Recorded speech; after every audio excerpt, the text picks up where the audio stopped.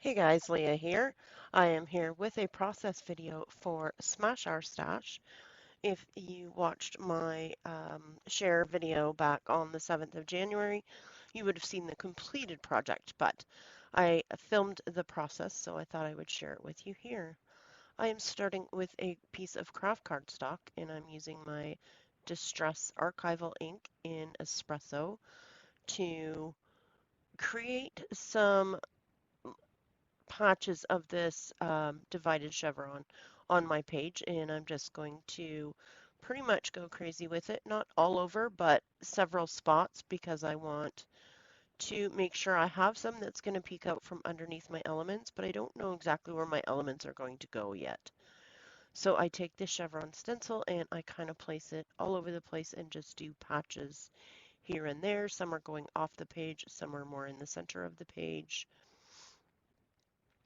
And then I'm going to ink up all around the edges of this paper, and I'm also going to grunge it up a little bit more because it looks too clean at this point for my liking. So I will do that, and then I am looking at my paper, and I'm using paper from my How to Kill a Kit with Style kit for January. So if you've watched that video, you would know I'm using scraps um, from Close to My Heart, Bo Bunny, um, Imaginus, little yellow bicycle or little blue bicycle. I can't remember what it's called, but all kinds of them anyways. Echo Park. And I just had an abundance of scraps for boy layouts. And I decided to scrapbook a bunch of photos of my grandson Colton this month. So that's my goal. And during this Smash video, in January, we were focusing on our washi tape. So I pulled out 3 washi tapes from Tim Holtz, and I'm going to place them down so that they border this cross piece. And this cross piece looks like, um, I don't even know what to call it. You know, the galvanized steel stairs and walkways, that's what it looks like. So, yeah, so I'll get those done. I'm going to distress all my papers as well. And I'm just looking now to try and frame my photo, but I mess around a lot with this placement. So I cut that out for you so you didn't have to see all of that. I'm messing around with a lot of scraps. So I'm going to look and see what I can put underneath my photo so that it has a little bit more of a shelf to sit on. And I've brought in some of that bright yellow. I did include a lot of that in this page kit that I put together from all of those scraps. So I'm going to go with that blue one, and then I'm also going to go with this black one that looks like a black wood grain.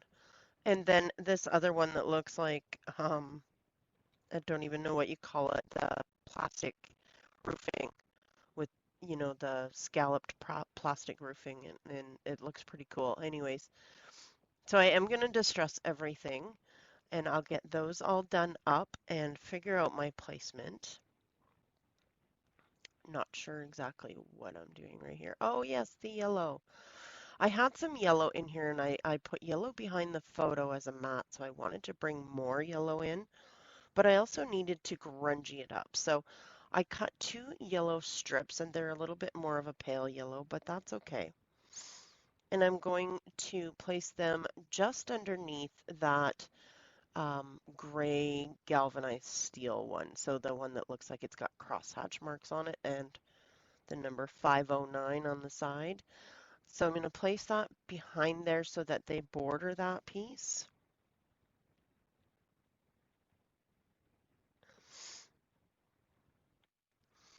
And I'll get them placed down.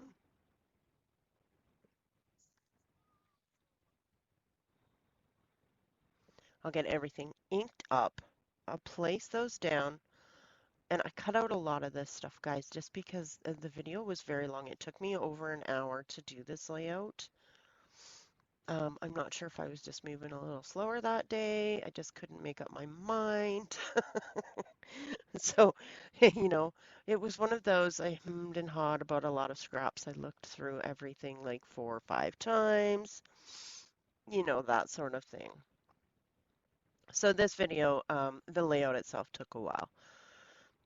So I did cut out a lot of that just to save on video time that you have to watch. So you'll notice I do that quite a bit during this video, and it's only sped up 2 times because I find if I speed it up any faster, then I have trouble watching it, even to do the voiceovers, because then it just moves too fast and makes me dizzy. So I will get those placed down.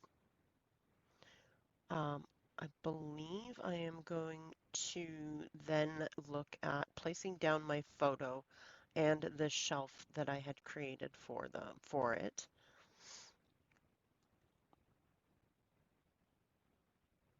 Yes, the T-square ruler. Gotta love that thing. That is my saving grace, that T-square ruler, because I can't put anything down straight. I try. It just doesn't work. Unless I'm looking straight down at it, forget it. It's not going on straight.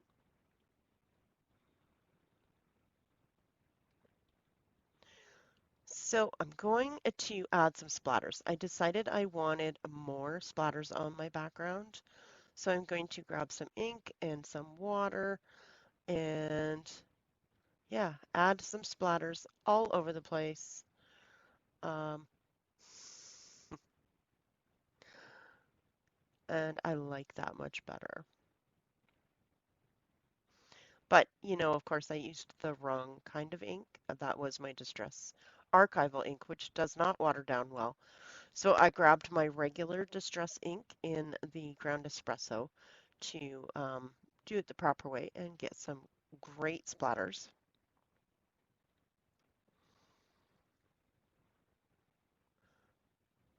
I add some big splats with my fingers and squeezing it out of the brush. And then I'm going to go in and just mop up some of it so that it's um, just takes the water out of it and the color stays behind. And it turned out really well. I really like the background.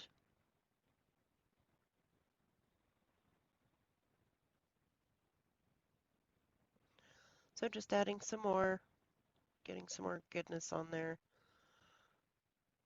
some grungy goodness.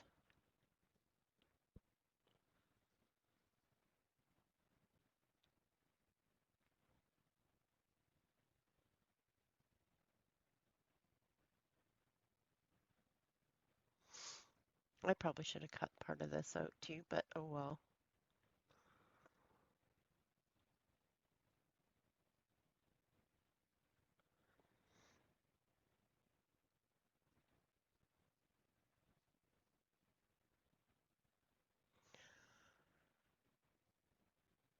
So this is a layout for the Smash Our Stash, and we focused on washi tape this month. Now, every month we're going to focus on something different in our stash. We do have a list of prompts that we're working with. Next month is going to be 3D embellishments. I haven't decided exactly what I'm going to do with that yet, but I'm thinking I'm going to look at wood veneer. I have a big stash of wood veneer that I can use and go through a bit of. I think I'm going to put it in my How to Kill a Kit with Style kit for next month, and that'll help me go through it as well. So here's where I'm going to just start placing things down after I get them all inked up. And I'm going to pull in uh, a film strip at some point. You're going to see me pull in a film strip that was just a printable I had found online somewhere. And I'm going to pop my photo up on foam tape, which I love to do. I'm not sure, you know, why I enjoy it so much, aside from the obvious that, you know, it pulls it off the page, it brings your eye more to it because it's closer to you, even just that little bit. But it also allows you to slide things underneath, tuck things. And I do enjoy doing that. I love to layer up and tuck things underneath. And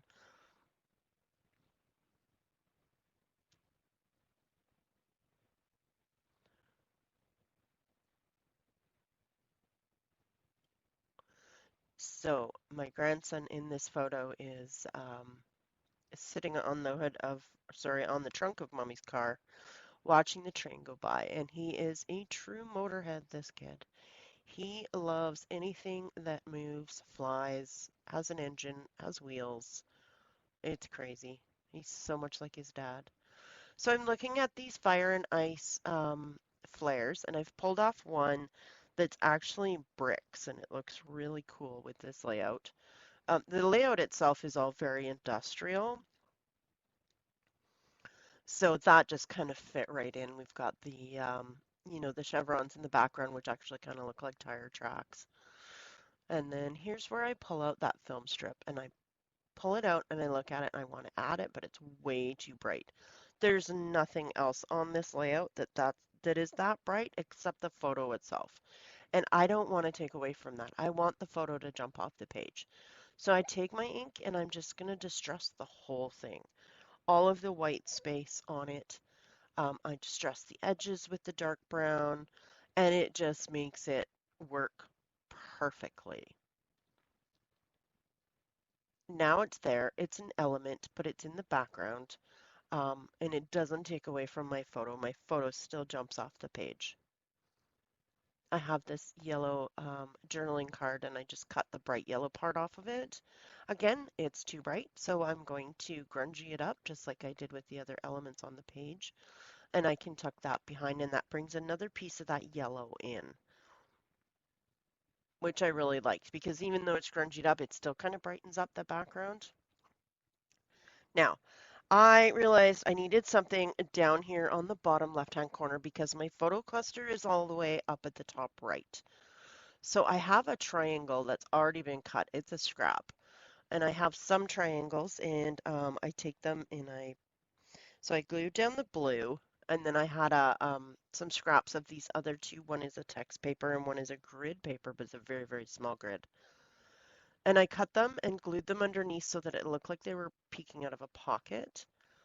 And then I took some of that washi tape again and all three of them, and I took pieces of them, made a little cluster with the washi tapes down at the bottom. These are printable tickets. I cannot remember where I got them from. I have to search my computer to find the file because I want to reprint them. I've used several of them and I just love them. So I will cut those out and add them to that main cluster. I am going to distress them as well with the archival distress ink and ground espresso.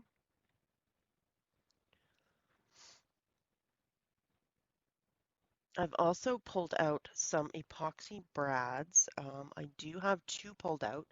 Now, one of them is a bigger one that's got two tones of blue stripes, and then on top it says free in gold, but it's a very, very yellow gold. So it leans more towards the yellow than it does to the gold. So I'm going to end up putting that on there. This triangle strip, I end up cutting it to be a tiny little journal spot. Now, I don't have a lot to say about this photo because I wasn't there, and I I just tucked it under there so that it fit in that dark spot. And I will do some journaling on that after. These are star stickers, and I've taken the yellow and I will distress those as well just to make them all fit together better with the layout. And I spread them out in a triangle. So we have one in the main cluster, one at the bottom cluster, and then I put one up at the top of the film strip so that it kind of frames the photo and just draws your eye into the photo. I have some stickers, I have some cutouts. These stickers are kind of, they have like an epoxy coating on them, but they're cardstock stickers, and then they have a foam adhesive behind them. So I actually distressed those as well and put them down.